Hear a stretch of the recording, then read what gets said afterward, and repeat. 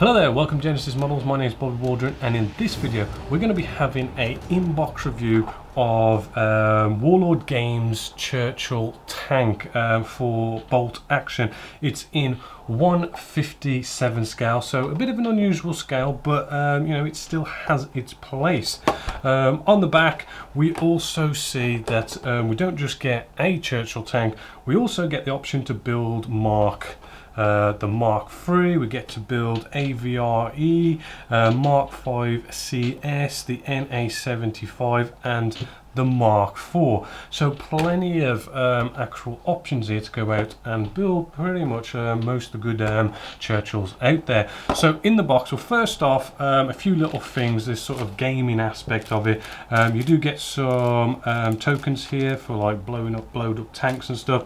You do also get some nice sort of reference cards which basically give you stats and stuff like that, which is rather cool, nice little added extras.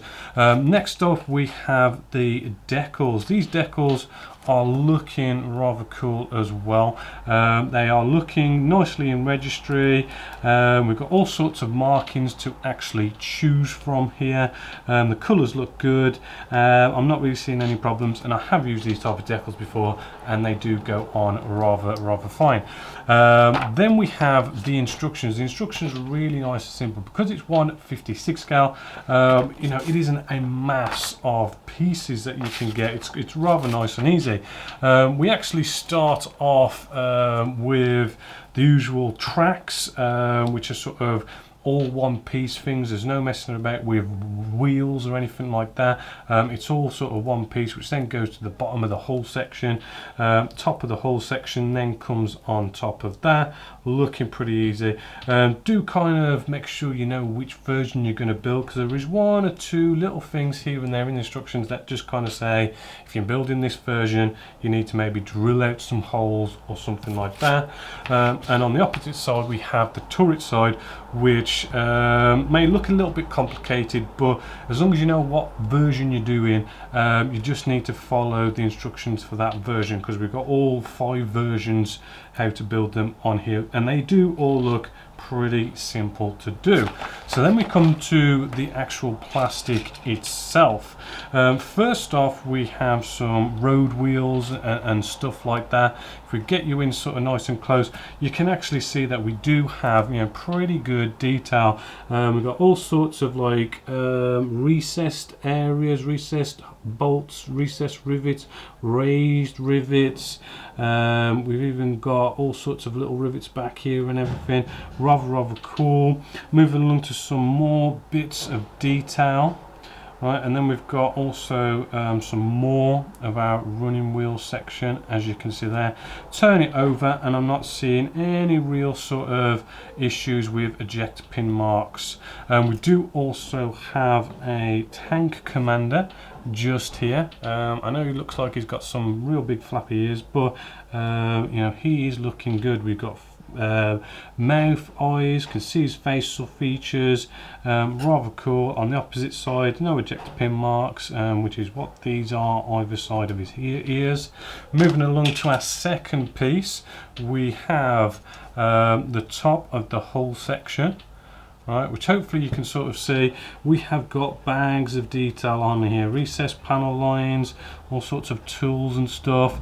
If you can kind of feel the surface, it is kind of nice. There is a very sort of slight texture to the surface, which is, you know, goes nice and accurate there, but yet in some places it's like it doesn't have that texture where it's not needed. We also have other bits of detail, all sorts of stuff going on along just here. And then we come to the turret, which we have 2 turret versions. We have the I do believe it was the one-piece turret, and then it was like the welded version. Again, we've got that bit of a texture slightly on the top of there, all sorts of detail going on as well. Then we have all these different guns for all the different options for this kit. If we turn it over, we do see the odd eject pin mark here and there. Just underneath the coaxial gun just here, we've got a bit of eject pin marks here. Not a big deal because it's going to be facing down, so you're potentially not going to see it, but you can easily sand that out either way. Looking for some more eject pin mark, and we're just not seeing them. Then we come to like the tracks. The tracks are one of these, you know, all round one piece sort of mold. It is 1/56 scale, so you normally get this kind of configuration. The tracks are looking well detailed. We have got some ejector pin marks, admittedly. This is what's going to be sort of facing upwards. You can kind of see there's the odd ejector pin mark along here.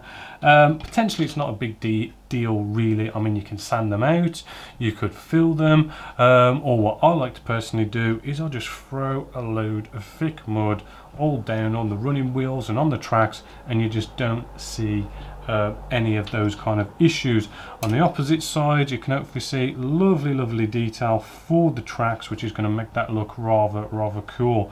The bottom part of the hull has got some nice raised rivets as well and recessed panel lines, so we've got good detail there, although you don't really need it, but it's there. And then we've got finally some last bits of detail just there, a bit more track detail. So yeah, all in all, looks like a fantastic kit. It comes at a really good price. I do believe this was tooled by Atelier, so you've got quite a good company behind this as well, and Warlord sort of has had it scaled in 1/56 scale for release. So yeah, definitely good value for your money. You know, it's an interesting scale to use. You can use it scale modeling, you can use it wargaming. It looks like it's going to build into a pretty fantastic piece. So a big thumbs up there for Warlord and their Churchill tank. So until next time, my name is Bobby Waldron, this is Genesis Models, and I hope you've enjoyed.